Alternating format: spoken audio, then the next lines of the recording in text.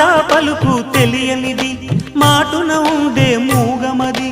కమ్మని తలపుల కావ్యమయే కవితలు రాసే మౌనమది